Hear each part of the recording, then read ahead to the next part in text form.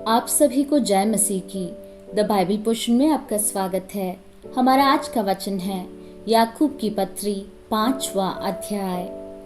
हे धनवानों, सुन तो लो, तुम अपने आने वाले क्लेशों पर चिल्ला चिल्ला कर रो। तुम्हारा धन बिगड़ गया है और तुम्हारे वस्त्रों को कीड़े खा गए हैं। तुम्हारे सोने चांदी में काई लग गई है और वह काई तुम पर गवाही देगी और आग के समान तुम्हारा मांस खा जाएगी। तुमने अंतिम युग में धन बटोरा है। देखो, जिन मजदूरों ने तुम्हारे खेत काटे, उनकी वह मजदूरी जो तुमने धोखा देकर रख ली है चिल्ला रही है, और लवने वालों की दोहाई सेनाओं के प्रभु के कानों तक पहुंच गई है। तुम पृथ्वी पर भोग विलास में लगे रहे और बड़ा ही सुख भोगा। तुमने इस वध के दिन के लिए अपने हृदय का पालन पोषण करके उसको मोटा ताज़ा किया। तुमने धर्मी को दोषी ठहरा कर मार डाला, वह तुम्हारा सामना नहीं करता। इसलिए हे भाइयों, प्रभु के आगमन तक धीरज धरो। देखो, किसान पृथ्वी की बहुमूल्य फसल की आशा रखता हुआ प्रथम और अंतिम वर्षा होने तक धीरज धरता है। तुम भी धीरज धरो और अपने हृदय को दृढ़ करो, क्योंकि प्रभु का आगमन निकट है।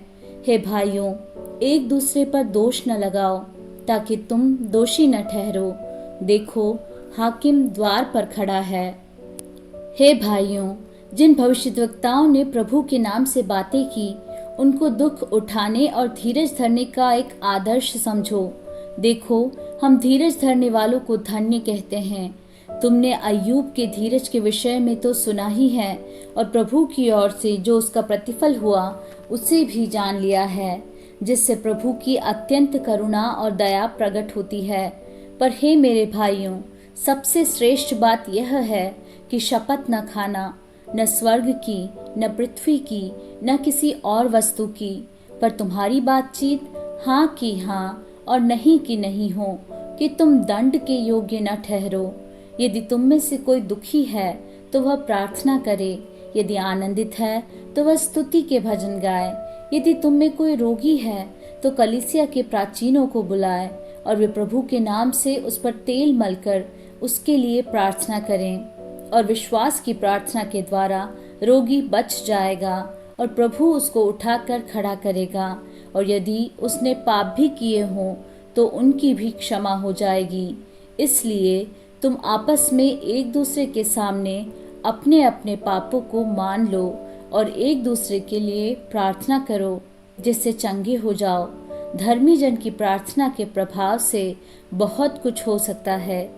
एलिय्याह भी तो हमारे समान दुख सुख का भोगी मनुष्य था, और उसने गिड़गिड़ा कर प्रार्थना की कि मेघ न बरसे, और 3.5 वर्ष तक भूमि पर मेघ नहीं बरसा। फिर उसने प्रार्थना की तो आकाश से वर्षा हुई और भूमि फलवंत हुई।